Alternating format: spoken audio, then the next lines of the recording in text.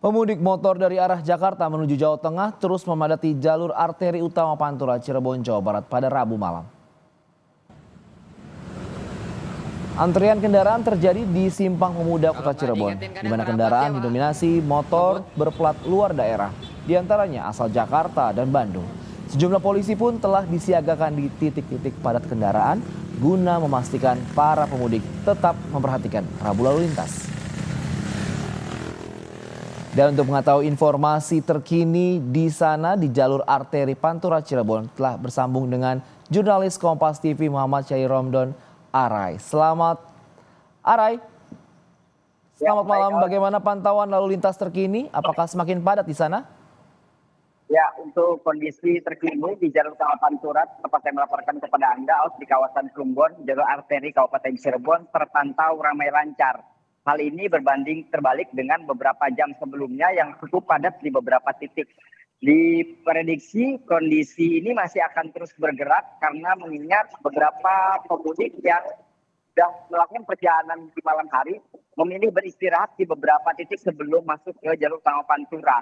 Seperti yang saat ini terlihat di samping kiri saya ada stasiun pengisian bahan bakar umum, di mana sebagian besar para pemudik yang melakukan perjalanan di malam hari mereka memilih istirahat terlebih dahulu untuk memulihkan kembali kondisi tubuh dan dapat melanjutkan perjalanan karena memang cukup jauh, beberapa di antaranya ada di Jawa Tengah dan juga Jawa Timur, Andre. Tidak hanya itu, pihak kepolisian juga selalu berusaha menyiagakan personilnya secara bergantian di beberapa titik. Saat ini kami berusaha koordinasi dengan petugas Polresta Cirebon dan juga Polres Cirebon Kota di dua wilayah tersebut.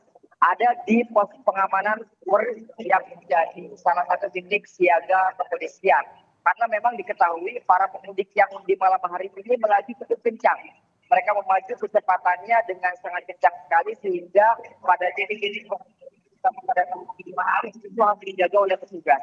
Pun demikian dengan Simpang Pemuda yang tadi kami laporkan pada pukul 8 malam tadi masih cukup padat sekali dan saat ini masih terdapat yang berjaga di sekitar lokasi. Andre. Arai, satu hal yang harus diperhatikan para pemudik yang nantinya akan melewati kawasan arteri ini, apa yang harus menjadi perhatian khusus? Kalau malam hari mereka harus beristirahat terlebih dahulu. Kalau siang hari mereka menghindari cuaca panas. Sebenarnya hal apa yang perlu diperhatikan kepada para pemudik? Ada dua hal yang betul sangat penting sekali untuk diperhatikan para pemudik, yakni kecepatan. Di mana laju kecepatan mereka, para pemudik ini harus betul-betul diwaspadai. Dan yang kedua adalah menjaga jarak. Karena kami mendengar di samping saya ada beberapa pemudik yang melaju dari arah Jakarta dan sekitarnya ke Semarang, mendapatkan kabar bahwa sempat terjadi senggolan antara pemudik dengan pemudik yang lainnya yang hendak masuk ke SPBU. Sehingga akhirnya ketika kecepatan itu terlalu tinggi, ditambah juga kurang mewaspadai pada saat belok mengambil kiri untuk masuk ke SPBU, maka pengendara di belakangnya itu akan kagok dan akan menyebabkan senggolan seperti yang diceritakan oleh salah satu narasumber yang baru saja kami wawancarai beberapa waktu yang lalu.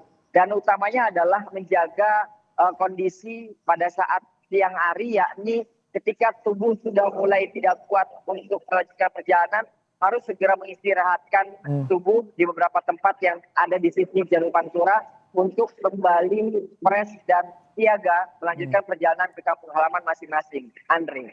Arai, satu lagi pertanyaan buat Anda. Titik-titik mana saja yang nantinya akan menjadi perhatian polisi yang rawan kepadatan dan agar hal tersebut bisa mencair?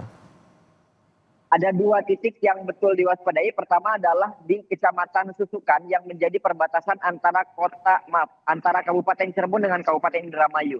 Kenapa kepolisian menyiagakan beberapa personel di situ? Ada dua kerawanan. Pertama, rawan kecelakaan, yakni pada saat trek yang cukup panjang dan juga minimnya penerangan sehingga akhirnya membuat tanda kutip pemudik itu lalai, terlalu memberikan kecepatan yang sangat tinggi. Dan yang kedua adalah rawan tindakan kriminalitas karena di sisi kanan kirinya tidak ada perumahan.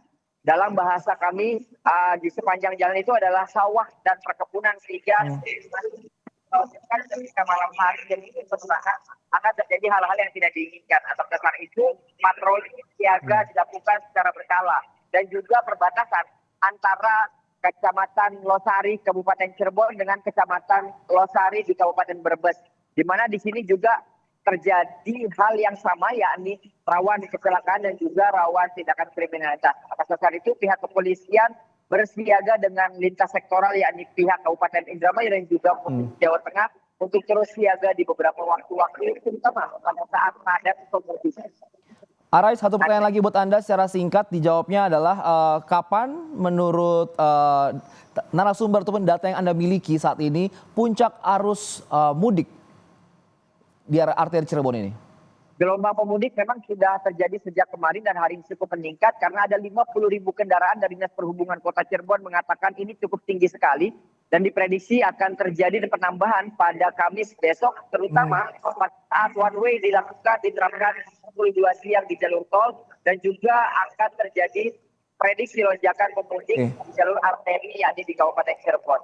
Baik, siap. Terima kasih Arai untuk informasi terkininya. Hati-hati dan selamat bertugas kembali.